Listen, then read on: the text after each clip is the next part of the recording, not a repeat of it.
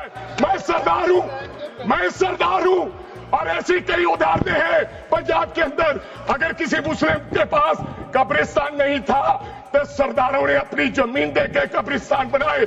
यह कौन सा अधिकार है कि मैं किसी को चीज दान देना चाहता हूं? और इसको कौन बताएगा? मुसलमान को मारना चाहते हो जानबूझ के। इस देश में मिनॉरिटीज को खत्म कर प्रणाली बंद नहीं करोगे, अगर वक्फ बोर्ड नहीं छीनोगे, अगर जमीनें नहीं छीनोगे, तब तक मुसलमान आपके सामने झुकने वाला नहीं है।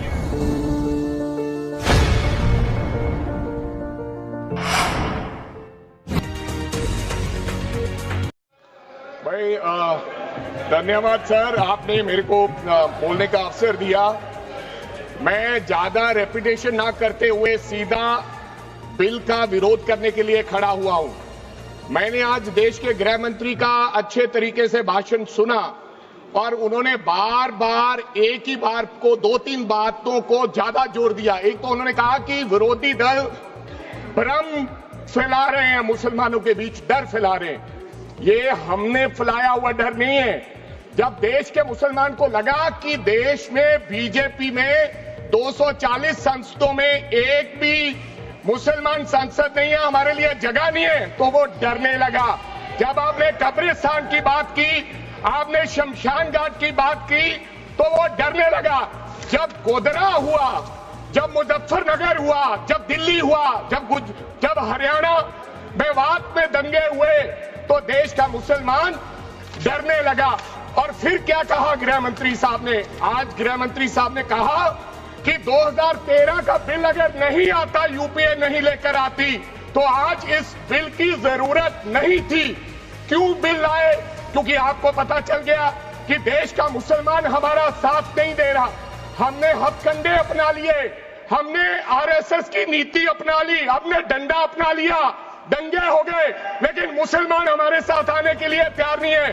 फिर आपको पता चला, आपने एक और आंकड़ा दिया, आपने कहा 1913 से 2013 तक केवल 18 लाख मुसलमानों का जमीन था और 2013 से अब तक 21 लाख और हो गया, यानी कि 39 लाख टोटल जमीन हो गया।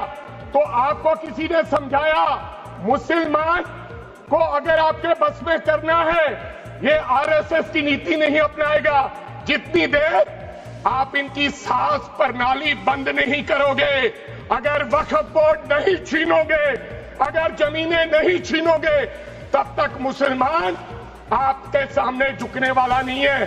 जैसा आपने पंजाब में करने की कोशिश की, किसान झुका नहीं, पंजाब के लोग नहीं झुके, सिख नहीं झुके, तो आपने एमएसपी का झगड़ा आज तक डाला हुआ है कि किसान की सास प्रणाली बंद कर दो तो पंजाब अपने आप झुक जाएगा। आर्थिक जब झुक जाएगा तो हमारी ईन मान लेगा और हमारे साथ आ जाएगा। आदरणीय सर, आपने बार बार कहा, आज गृह मंत्री साहब ने कहा गवर्नमेंट प्रॉपर्टी पर किसी का अधिकार नहीं है, पंचायत की जमीन कोई दान नहीं दे सकता है। मैं आपको इसके पीछे लोचा क्या है, इसके पीछे छुपा हुआ राज क्या है? 1947 में जब बंटवारा हुआ था, 47 से लेकर 1954 तक सारी प्रॉपर्टी गवर्नमेंट के नाम हो गई थी।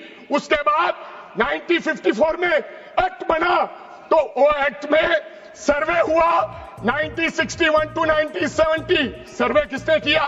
कलेक्टर ने। अगर पंजाब की, हरियाणा की, हिमाचल की बात करूं तो डिविजनल कमिश्नर अंबाला बैठते थे, उन्होंने सर्वे किया, तहसीलदारों ने सर्वे किया, तो वक्फ बोर्ड को यह जमीन देने का काम किया। अब क्या हो गया? जैसे राहुल गांधी कर्नाटक में भाषण देते हैं, गुजरात में मुकदमा दर्ज होता है, सजा हो गई। गवर्नमेंट की प्रॉपर्टी तो 1947 और 1954 में तो सारी प्रॉपर्टीज गवर्नमेंट की थी।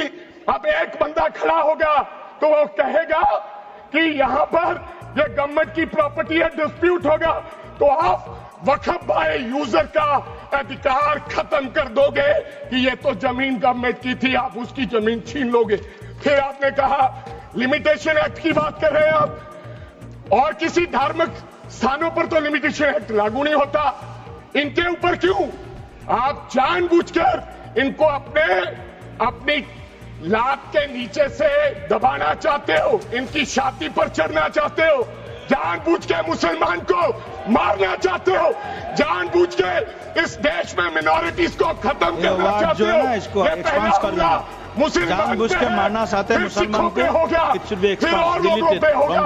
और लास्ट आपने कहा प्रैक्टिसिंग मुस्लिम, एक आपने और कंडीशन लगा दी लास्ट कि 5 साल प्रैक्टिस मुस्लिम होना चाहिए, वो दान दे सकता है। मैं सरदार हूं और ऐसी कई उदाहरणें हैं पंजाब के अंदर। अगर किसी मुस्लिम के पास कब्रिस्तान नहीं था तो सरदारों ने अपनी जमीन देके कब्रिस्तान बनाए। ये कौन सा अधिकार है कि मैं किसी को चीज दान देना चाहता हूं? और इसको कौन बताएगा? रिजू साहब ये बताएंगे कि ये प्रैक्टिसिंग मुस्लिम है या नहीं है? ये सरासर अन्याय है। कल को श्रोमणी गुरुद्वारा प्रबंधक कमेटी 1925 का सिखों का जो एक्ट है, आप उसमें भी संशोधन करेंगे। आपको लगता है पहले मुस्लिम मारेंगे, फिर सिख मारेंगे, फिर क्रिश्चियन मारेंगे? ये आपकी सोच है और मैं बिल का विरोध करता हूं।